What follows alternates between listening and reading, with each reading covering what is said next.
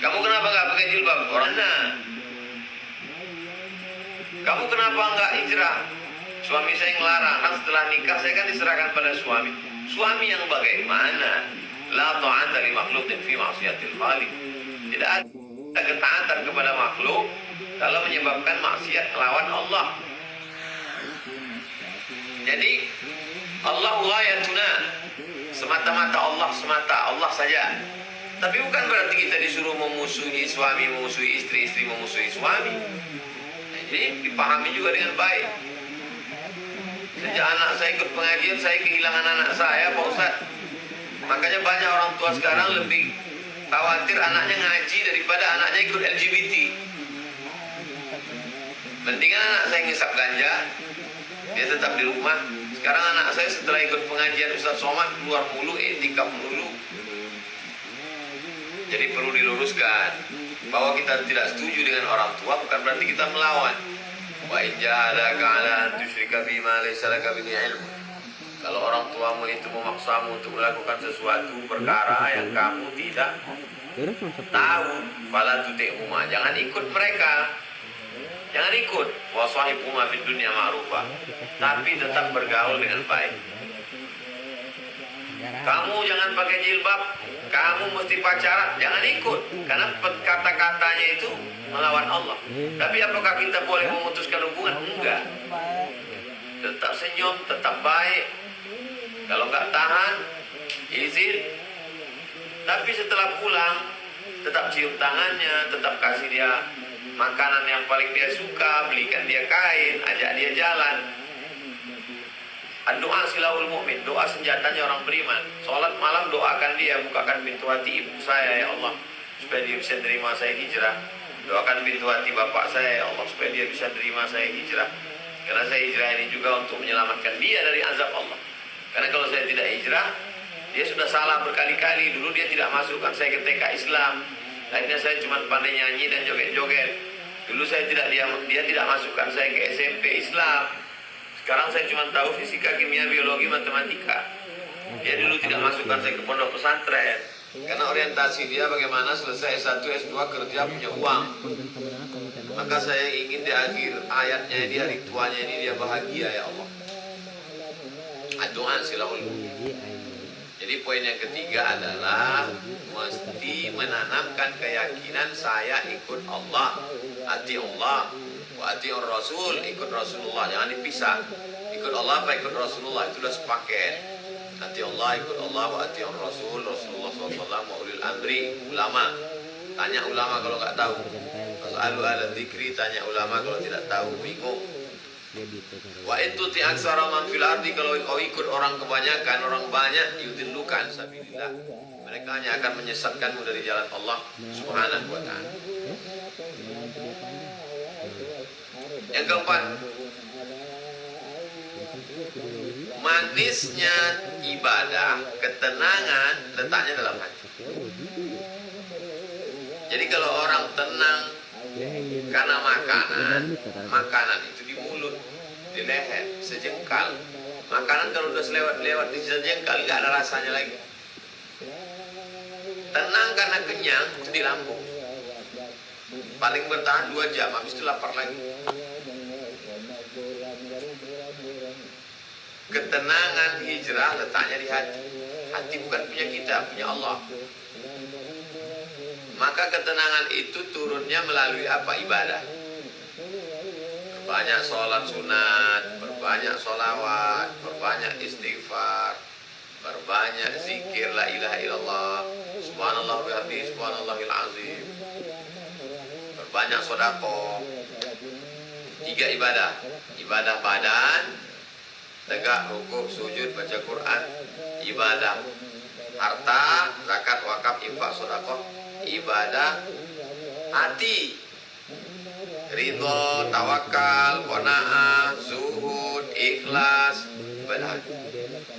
Kalau kita lakukan 3 ibadah ini, Allah akan turunkan ketenangan. Jadi kalau kita belum tenang, berarti sebab-sebab turunnya belum kita siapkan. Buah itu datangnya dari Allah.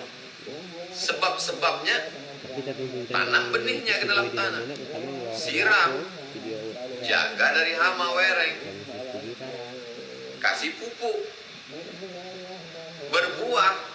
Kita sudah lakukan sebabnya. Sudah dilakukan sebabnya enggak juga berbuah, berarti Allah ingin kita terus berusaha. Di dalam usaha itu ada pahala. Jadi pahala itu bukan cuma sekedar puasa sunat, zikir, sholat, baca Quran. Pahala adalah kita bermujahadah melawan bisikan-bisikan untuk mencari ridha Allah Subhanahu wa taala. Lam ya'rif man lam yadhuq, tidak tahu kalau tidak pernah merasakannya. Bagaimana indahnya orang hijrah dirasakan oleh orang yang pernah minum khamar. Saya alhamdulillah dipertemukan Allah dengan macam-macam orang. Ada orang yang nolak iklan, nolak sinetron, nolak ini karena untuk menjaga imannya, dia menjaga. Dia merasakan ketenangan luar biasa. Saya dipertemukan dengan orang yang nolak proyek Arab. Bukan ustaz. Dan tidak menampakkan diri hijrah. Orang yang biasa-biasa. Ustaz Somad, saya ini jenderal bintang 2. Anak saya kuliah di Jogja naik angkot. Kalau yang selevel dengan saya, mobilnya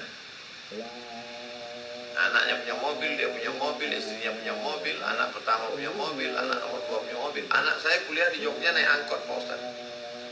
Apa yang Bapak rasakan? Tenang.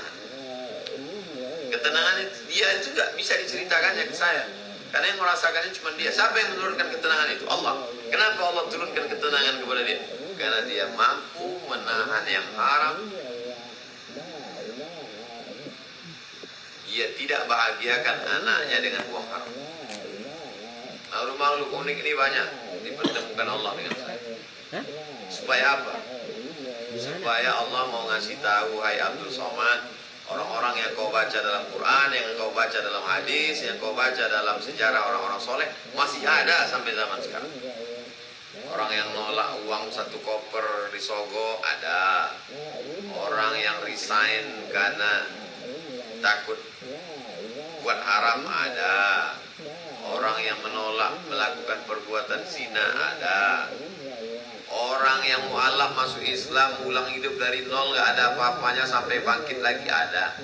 Ketika ditanya, apa yang kalian rasakan? Ketenangan. Yang menurunkan ketenangan itu siapa? Allah. Kemana ke hati orang yang beriman? Kenapa mereka tenang? Karena mereka lebih memilih Allah. Kalau kita perturutkan omongan orang, tidak ada satupun manusia yang selamat dari omongan orang. Kalau ada orang yang merasa menyangka dia akan selamat dari lisan orang, berarti dia gila. Man yaslam, man yazunnu annahu yaslamu min alsinatin nas wa huwa majnun. Siapa yang menyangka bahwa dia selamat dari lisan manusia, berarti dia gila. Apapun yang kita lakukan akan dikomen orang.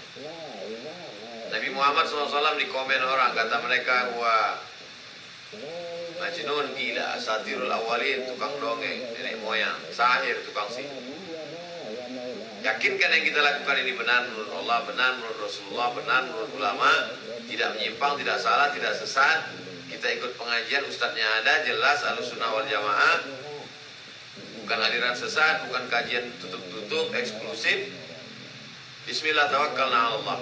Seluruh dunia mengatakan kita sesat. Kalau tidak kata Allah, tidak kata Rasulullah, tidak pada kata ulama, maka kita tidak sesat.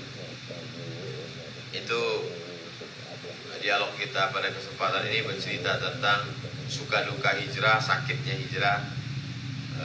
Saya sudah bicara 36 menit. Tadi janji kita 30 menit mengantar dialog. Selanjutnya kita kembalikan ke saudara kita Bang Alvin Firdaus. Silakan. Terima kasih. Assalamualaikum warahmatullahi wabarakatuh. Waalaikumsalam warahmatullahi wabarakatuh. Selamat